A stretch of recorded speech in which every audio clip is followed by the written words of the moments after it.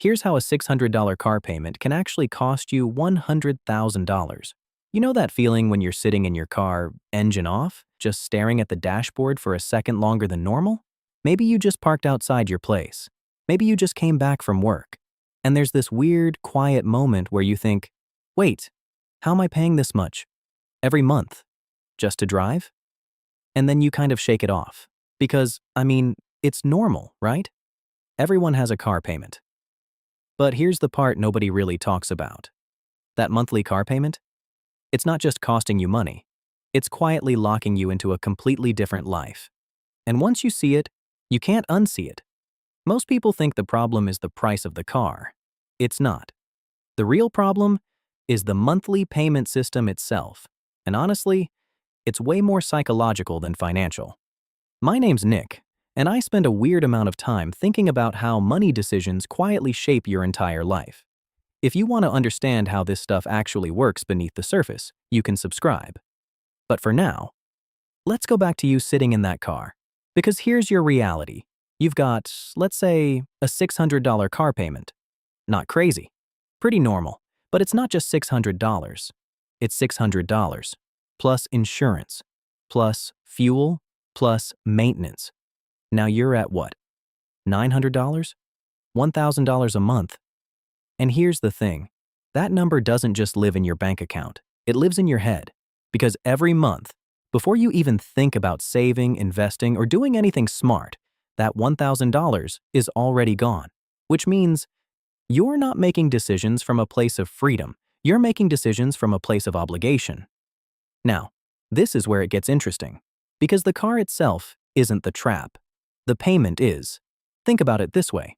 If I told you, hey, you have to carry a $1,000 weight every single month, no matter what happens, you'd feel that, right? You'd be more cautious, more stressed, less flexible. That's exactly what a car payment does. It reduces your margin for error. And when your margin shrinks, your behavior changes. Not consciously, subtly. You stay in jobs longer than you should. You hesitate to negotiate your salary. You avoid taking risks, even good ones. You delay starting things. Because in the back of your mind, there's this constant pressure. I have to cover that payment. It's not about the car. It's about what the payment forces you to tolerate. Now let's zoom out a bit, because most people don't buy cars based on total cost. They buy based on one question. What's the monthly? And this is where the system gets kind of genius and a little scary. Dealerships don't need to convince you to spend $40,000. That would feel big, heavy, uncomfortable. They just need to make you feel okay about $600 a month. And your brain? It loves that. Because monthly numbers feel small, manageable, almost harmless. But here's the truth. You're not buying a car. You're selling your future cash flow. Let's do some simple math. $600 a month over 6 years? That's $43,000 for something that's losing value the entire time. Now here's where it gets worse. Because it's not just the $43,000. It's what that money could have been doing instead. If you invested $600 a month at a basic 8% return over those same 6 years, you're looking at around $55,000. So the real cost of that car isn't $43,000. It's closer to $90,000. But even that misses the real point, because the biggest cost isn't mathematical, it's behavioral. When you don't have that payment, everything changes. Suddenly, your monthly burn drops. You breathe easier.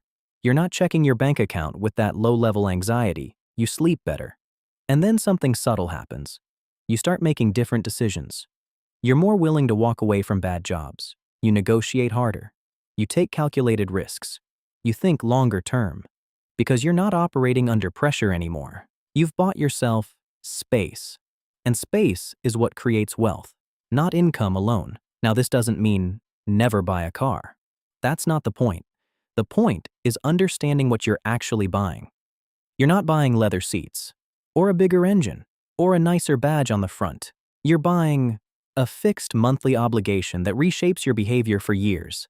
And here's the trap most people fall into. They get a raise, and instead of increasing their freedom, they increase their payment.